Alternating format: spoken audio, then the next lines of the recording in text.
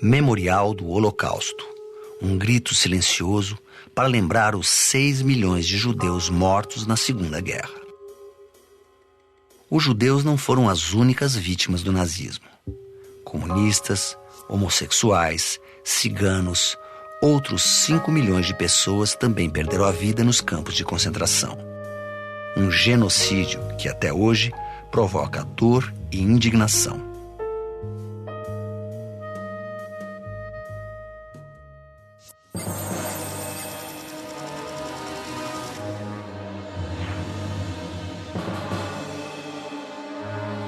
O Holocausto é resultado do regime totalitário de Adolf Hitler. Sua ascensão começou depois da Primeira Guerra Mundial.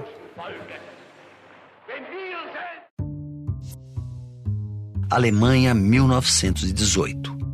O país perdeu a guerra e está destruído. Os vitoriosos, Rússia, França e Inglaterra, impõem duras penas e responsabilizam a Alemanha pela guerra. O país é obrigado a pagar indenizações e, com a assinatura do Tratado de Paz, perde partes importantes de seu território. As fábricas de armas são destruídas e o país fica proibido de formar exércitos. Para o povo alemão, o tratado foi um choque, uma humilhação. O nazismo soube captar muito bem o sentimento de humilhação que o povo alemão passava. As classes operárias e a classe média alemã passavam por um processo de pauperização e de empobrecimento muito forte, provocado pela inflação e pelas dívidas do Estado alemão. E, além disso, o sentimento de derrota era muito forte, o sentimento de humilhação era muito forte. Então, a palavra de ordem que os nazistas buscavam acentuar e difundir no meio da população era um sentimento de revanchismo. Quem traiu a Alemanha foram os comunistas, os socialistas, porque eles assinaram o Tratado de Versalhes, que foi extremamente prejudicial à Alemanha e que transformou o país num caos econômico e político. Entre os grupos que traíram a Alemanha ao assinar o Tratado de Versalhes estavam os judeus. Então, os judeus, assim como os comunistas, são culpados pela miséria da Alemanha. Esse é o discurso nazista. A partir de 1919, a Alemanha mergulha em uma profunda crise econômica e social. Pequenas e médias empresas vão à falência. Apenas as grandes corporações resistem. Sem trabalho, a população vê os preços subirem assustadoramente. Em 1918, uma fatia de pão custava 63 marcos. Em julho de 1923, já tinha chegado a 3.465 marcos. E em novembro do mesmo ano, para comprar uma fatia de pão, os alemães precisavam levar o dinheiro em carrinhos. O preço, 201 bilhões de marcos. O dinheiro comprava tão pouco que passou a ser usado para acender fogo. A maioria da população não conseguia arcar com todas as despesas que o final da guerra tinha ocasionado. O Partido Nazista surge como uma resposta a essa situação. A Alemanha não era o único país a viver tempos difíceis na Europa. A Itália mudou de lado durante a guerra com a promessa de receber novos territórios. Mas, terminado o conflito, a maior parte das colônias e territórios conquistados ficou com a França e com a Inglaterra. Para as grandes indústrias italianas, a guerra também não terminava com lucros. Os salários dos operários foram reduzidos e, em 1920, uma greve geral mobilizou mais de 2 milhões de italianos. Na política, a Itália estava dividida. De um lado, os partidos de orientação socialista e comunista. Do outro, o nascente partido fascista de Benito Mussolini. A base do pensamento fascista nós podemos encontrar em alguns itens, né? O nacionalismo exacerbado. Ele dizia que o Marx afirmava que a história era a luta de classes. E o Mussolini dizia não. A história é a luta entre nações. nações proletárias e as nações burguesas. E a Itália era colocada por ele como uma nação proletária, uma nação jovem que devia lutar contra as nações ricas para ter o seu espaço. Benito Mussolini ganhou popularidade. Ele era a resposta aos anseios da burguesia. Prometia restabelecer a ordem e conter o avanço dos comunistas. Para lutar por isso, Mussolini criou uma organização paramilitar, os Camisas Negras. Em nome do nacionalismo e do anticomunismo, eles perseguiam grevistas, atacavam jornais e sindicatos. Apenas em 1921, os Camisas Negras foram responsáveis pelo assassinato de 600 pessoas. A violência, como era justificável para o Mussolini, desde que ela fosse em defesa dos princípios que norteavam o Estado, a disciplina, o respeito à hierarquia, o respeito às ordens do Duce, crer e obedecer. Esse é um lema fascista. Então, o camisa negra, ele tem que crer na palavra do Duce e obedecer. Se ele manda espancar, devemos espancar. Ele tem um lema muito interessante, que era colocado inclusive nas escolas, de que é melhor viver um dia como leão do que 100 anos como cordeiro. Então ele dizia, olha, essa violência é porque eles são leões. E a violência não é uma violência gratuita. As demonstrações de poder dos fascistas eram grandiosas. Em 1922, milhares de camisas negras desfilaram sobre Roma exigindo o comando do país. Com o apoio dos industriais, dos militares e de alguns juízes, o rei demitiu o primeiro-ministro. Benito Mussolini, il Duce, como ficou conhecido, assumiu o governo. Un'ora segnata dal destino batte nel cielo della nostra patria. Mussolini, no governo, ele tem muita preocupação em doutrinar o jovem, porque ele quer formar uma nova mentalidade na Itália. E aí é uma busca na história italiana do Império Romano. Não? Por isso a identificação do líder, do Duce. Ora, Roma se transformou no grande império porque teve o César, a figura de um líder incontestável, de um líder que organizou o império e que fez inúmeras conquistas. E o Mussolini vai se arrogar essa figura de ser o novo César. Qual é a originalidade do Mussolini? Ele acabou aproveitando as reivindicações dos operários e transformou em lei. Os operários queriam direito a férias, descanso semanal remunerado, limitação de jornada de trabalho, direitos trabalhistas.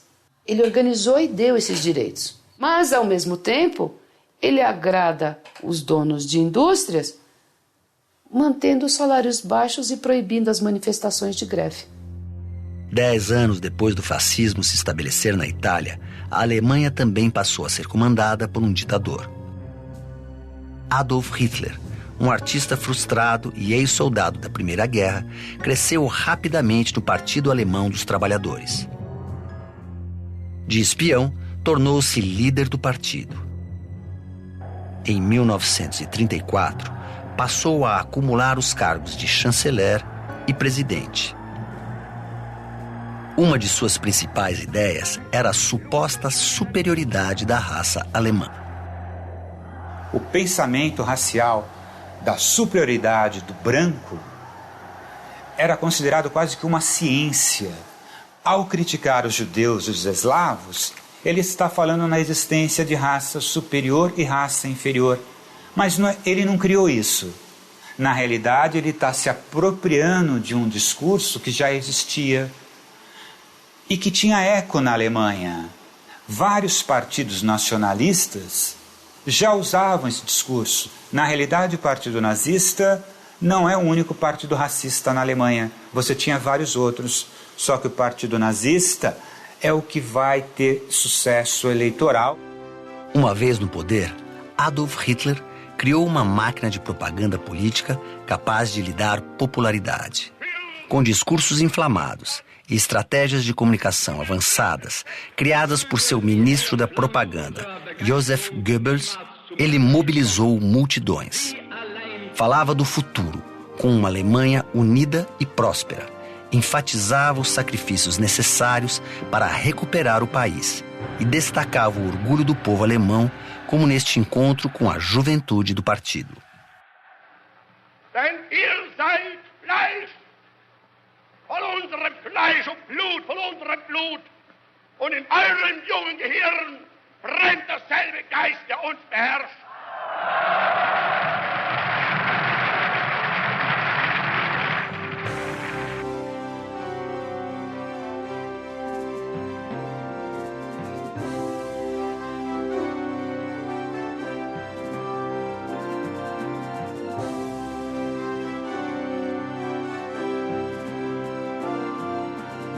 O partido nazista exercia forte controle dos meios de comunicação. Até o público chegavam apenas ideias e imagens que estivessem alinhadas com o pensamento nazista. A máquina de propaganda de Hitler era tão sofisticada que tinha sua própria cineasta, Leni Riefenstahl. Os filmes de Leni ajudaram a recuperar a autoestima e o orgulho dos alemães. Para isso, ela criou imagens nas quais o líder alemão era sempre associado a ideais de harmonia e grandiosidade. Um enquadramento de câmera diferente, ela dava ao líder que estava ali, né, como a figura principal do regime nazista, uma outra percepção, que é uma percepção dele gigantesco, dele como herói. Então, assim, a técnica aliada à ideologia, ela soube fazer esse casamento. De um lado, as imagens de Leni Riefenstahl, que associavam o nazismo à beleza. De outro, a marca do horror. Hitler pregava a superioridade da raça alemã e aqueles que não correspondiam aos padrões de uma suposta pureza ariana eram exterminados.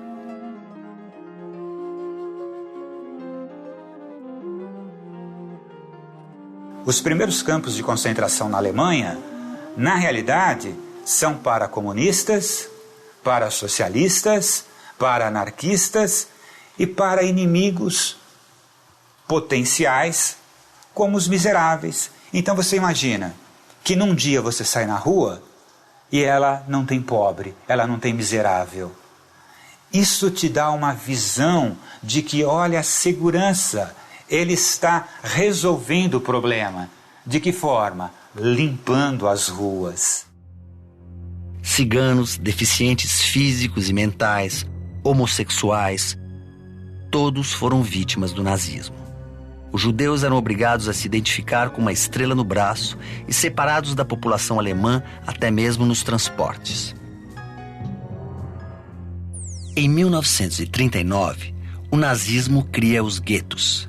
Eram áreas cercadas nas cidades alemãs e países invadidos, como a Polônia, onde os judeus e inimigos do regime viviam segregados. A comida era racionada. Muitos não resistiam. A acusação de que os problemas alemães era por conta dos judeus, dos ciganos, dos homossexuais, especialmente dos judeus, a política antissemita foi uma política sistemática do Estado nazista alemão. O antissemitismo não tem origem no nazismo. O antissemitismo, ele percorre a história da humanidade e ganha bastante força na Idade Média, quando o cristianismo se torna a religião oficial da maioria dos países europeus daquele período. Para garantir a ordem imposta pelo regime, o nazismo contou com 3 polícias ao longo de sua existência. A mais temida era a SS. A SS vai ser uma tropa de elite, formada por oficiais, escolhidos a dedos. Vai ser um grupo que não vai partir só para a violência gratuita. Eles vão ter um ideário, uma imagem, um uniforme, uma filosofia. Eles passam a ser, inclusive, a guarda pessoal do próprio Hitler. Uma tropa altamente politizada e consciente do seu papel na sociedade, de fazer crescer um novo tipo de alemão e exterminar alemães que não tivessem o mesmo tipo de raciocínio. Desde que assumiu o poder, Hitler se mostrou expansionista. Queria anexar territórios e ampliar seus domínios sobre a Europa. Mas para isso, precisava de recursos. Apoiado por um sentimento popular de revanche, ele tratou de recuperar a economia e fortalecer militarmente a Alemanha.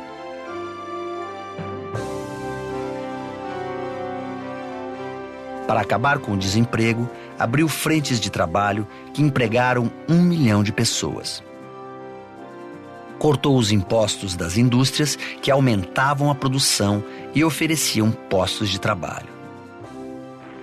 E, contrariando o acordo de paz, reativou a indústria bélica.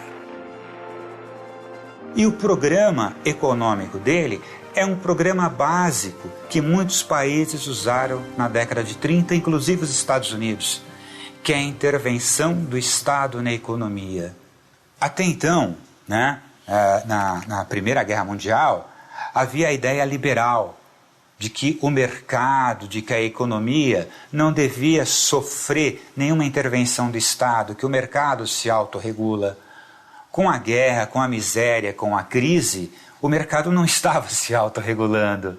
Então, a proposta do nazismo e do fascismo era justamente isso: o Estado ser o mediador, o Estado impor uma série de leis que iria fiscalizar os trabalhadores, mas também fiscalizar o capital. O plano econômico nazista deu certo. Entre 1932 e 1937, o número de desempregados caiu de 6 para 1 milhão. A produção nacional cresceu 102% e a renda nacional dobrou. Há um crescimento econômico com geração de emprego e melhorias salariais do povo alemão bastante considerável. Então, isso explica um pouco a adesão parcial, porque ela não foi uma adesão absoluta de parcelas consideráveis da população alemã em relação ao nazismo. Mussolini na Itália, Hitler na Alemanha. Apesar de Hitler admirar Mussolini, os ditadores tinham divergências. Hitler temia perder poder na região. Já Mussolini reprovava o ditador alemão por romper o acordo de paz. Mas a necessidade de somar esforços os uniu.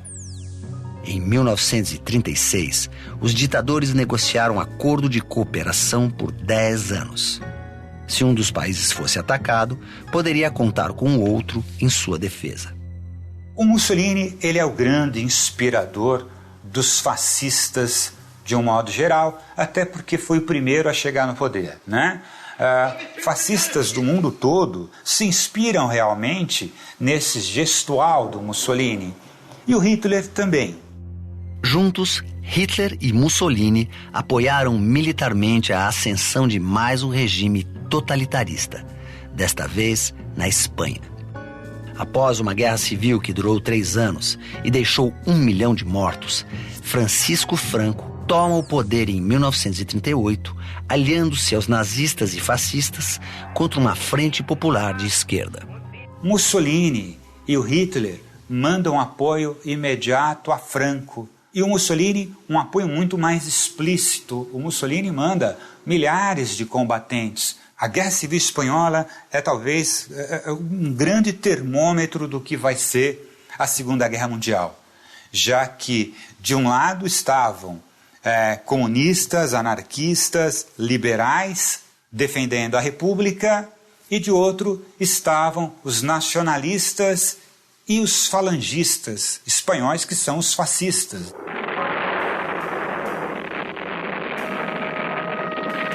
Em setembro de 1939, a Alemanha domina a Polônia e tem início a Segunda Guerra Mundial. 60 milhões de pessoas perderam a vida. O fascismo e o nazismo saíram derrotados, mas até hoje algumas de suas ideias persistem. O preconceito e o racismo persistem na história da humanidade. E, em alguns momentos, esse preconceito e esse racismo ganham a forma de manifestações políticas organizadas. Então, esse é um perigo que está sempre presente e que é necessário se atentar, combater através da educação.